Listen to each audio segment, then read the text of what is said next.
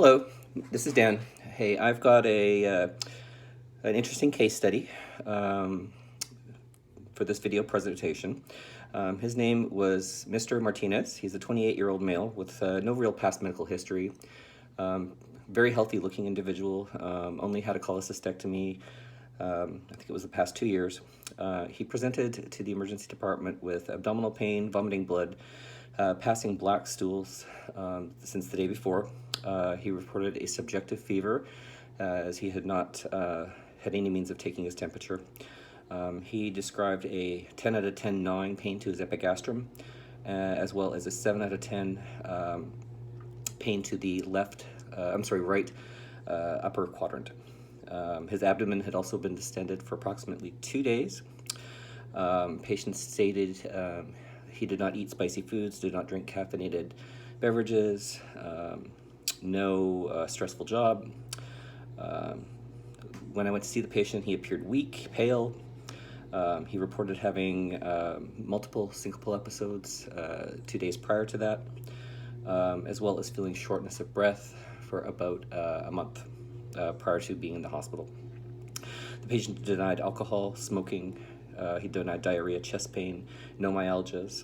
Of note, the patient was a bodybuilder and did admit to recently stopping taking anabolic steroids and human growth hormone.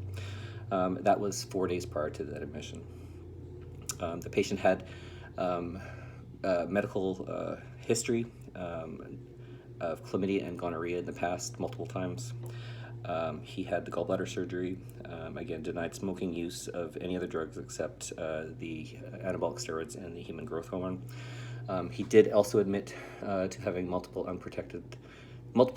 unprotected sex partners over the past several months. The patient, on arrival to our unit, did appear very pale, very weak. Let's see, review of systems. His family medical history, really nothing of note. Sister had nothing, that was his only sibling. Father had hypertension. Brother had passed away of trauma multiple years ago. Grandmother had hypertension and diabetes and remains alive at 69. Maternal grandfather, no medical history at 72. Paternal grandmother died of lung cancer at the age of 45. And paternal grandfather, hypertension, age 68, still living. The patient has no drug allergies. The only thing he's currently taking is Dulcosate sodium, 100 milligrams oral twice a day, and Protonix. So on review of systems, he was positive for fever. He did have a fever when he came up, and that was 100.2. No mental status changes.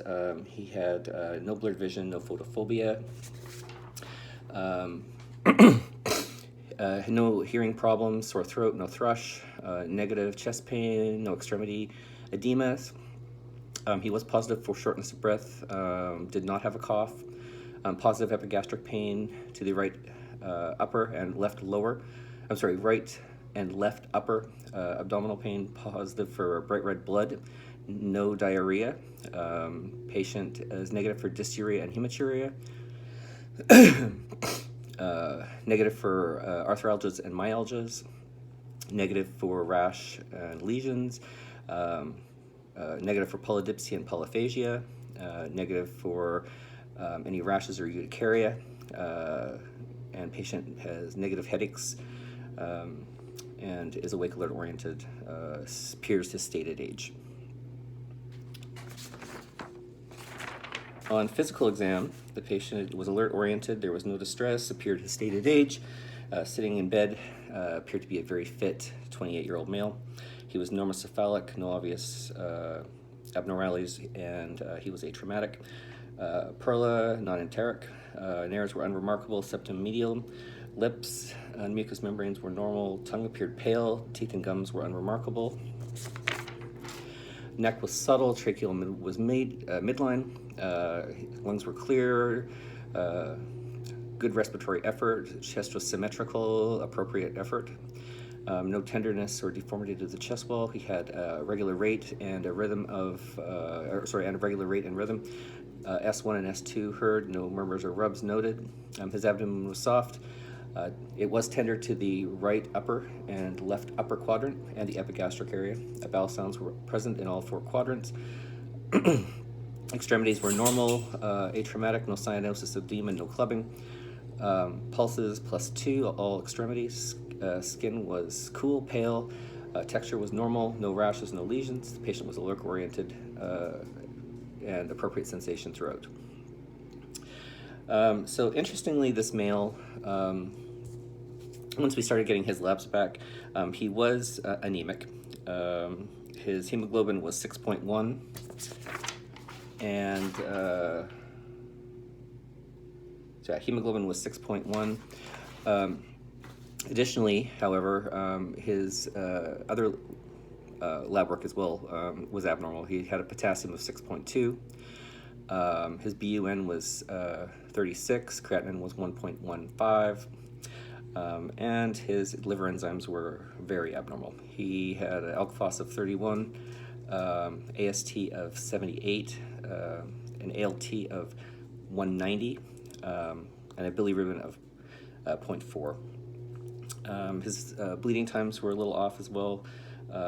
His PTT was 21.8, INR was 1.2, lactic acid was 3.9, and troponin was negative. His blood sugar was also negative. His CT scan showed everything was normal, no significant lymphedema, no fluid in the abdomen. Gallbladder had been removed. There was no evidence of appendicitis. He had a large amount of stool in his colon, and his lung bases were clear. And like I said, no evidence of appendicitis. So the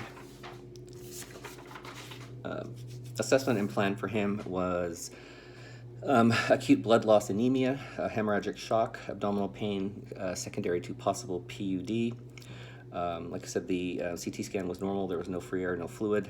We transfused him 2 units of blood, packed red blood cells. We were trending his H&H. He was started on octreotide in the emergency room. Protonix bolus was also given, and a drip started in the ER. We did consult gastroenterology. He was placed NPO of all precautions because of his weakness. He was put on strict bed rest, telemetry monitoring, and we did check for H. pylori because that's where we thought the bleeding might be coming from because of the epigastric pain. For his hypokalemia, his potassium was 6. He received insulin, dextrose, and albuterol, as well as Caxlate in the emergency room, and we plan to recheck his potassium, and that was normal at the time. We also consulted nephrology due to his hypokalemia. Lactic acidosis, his white count was elevated. His white count was 23.36. He was given blood cultures in the emergency room. Fluid resuscitation was completed. We started him on Zosyn and vancomycin, fluid at 125 cc's an hour, and we trended his lactic acid, which trended down. And his transaminitis was most likely due to his use of steroids and human growth hormone. However, because the patient had admitted to having unprotected sex with multiple partners and a history of chlamydia and gonorrhea multiple times, we did send a hepatitis panel, which did come back negative. And the patient was educated on the effects of testosterone and human growth hormone on the body. This probably had nothing to do with his GI bleed, which is the primary reason he was there. However, this gave us a good opportunity to make sure that the patient understood the risks of using these drugs, and he did state that he had stopped and would not continue doing so. The patient stayed 2 days in the ICU and then was discharged home. He felt much better. His color much improved. He denied shortness of breath any further, no further syncopal episodes, and his hemoglobin and hematocrit returned to normal. Incidentally, the patient did not have H. pylori, or did not have H. pylori, and the patient was referred to outpatient gastroenterology for further studies. Thank you.